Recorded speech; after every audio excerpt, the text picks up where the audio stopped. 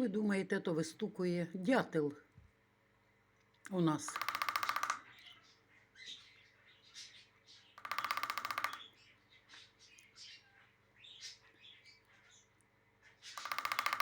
Ну,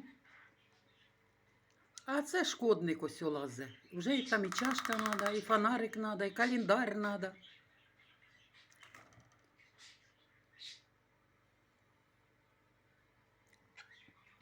Що, Арчі, що?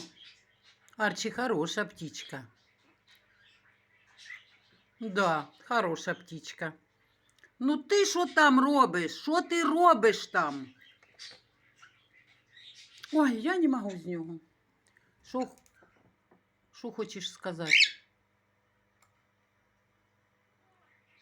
Ти щось хочеш? Тільки не кричи.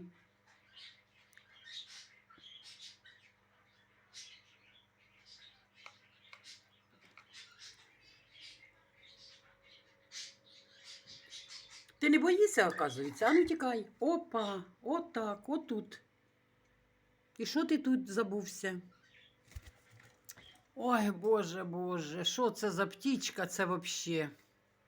Це чудо в пер'ях.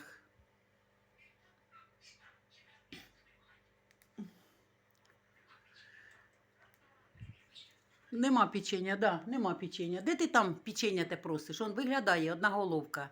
Іди сюди, до нас. Іди, бігом.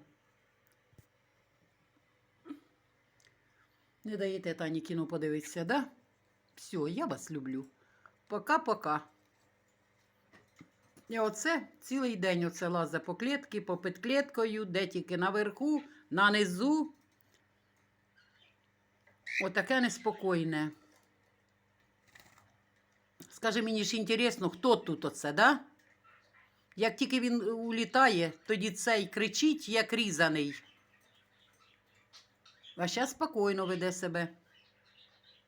Я вас люблю. Пока. Привіт всім від нас.